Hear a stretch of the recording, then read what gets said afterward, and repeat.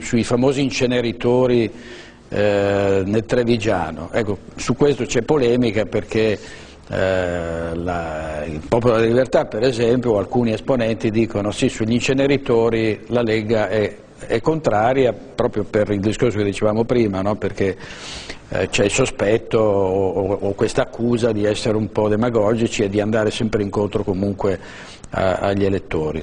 Come sugli inceneritori c'è una linea precisa, diciamo, della Lega?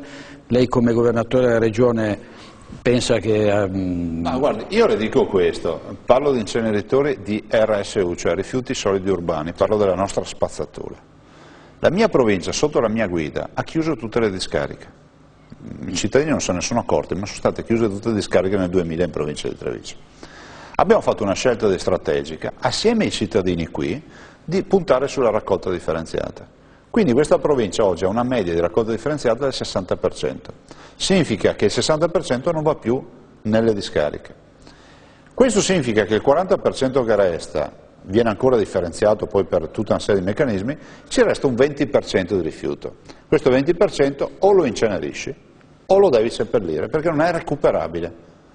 Si chiama CDR.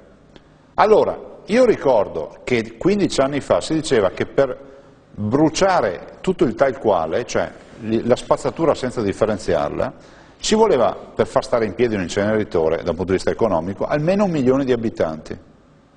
Bene, siccome adesso c'è la raccolta differenziata, questo inceneritore serve per 2 milioni di abitanti, perché c'è meno spazzatura da bruciare.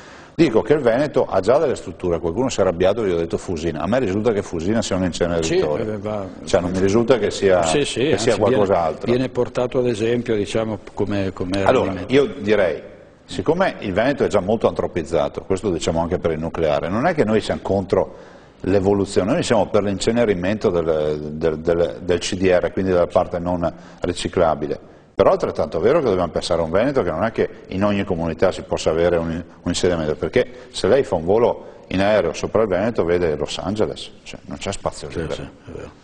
Il Veneto vive anche di 60 milioni di turisti all'anno, è la prima regione turistica d'Italia. Il Veneto è il Veneto dei 350 prodotti tipici, è il Veneto del prosecco, degli asparagi, del radicchio rosso di Treviso, di tutto quello che sono i nostri prodotti tipici, del riso bialone nano. Dobbiamo fare una scelta strategica, che non è una scelta da poco. Quindi direi che noi siamo favorevolissimi all'incenerimento, però sulla localizzazione, soprattutto qui in provincia di Treviso, per coerenza devo confermare la mia posizione di contrarietà, fermo restando che poi saranno, come si può dire, tecnici a definire tecnicamente tutte queste partite. E vorrei ricordare che non è il Presidente della Regione che decide queste cose.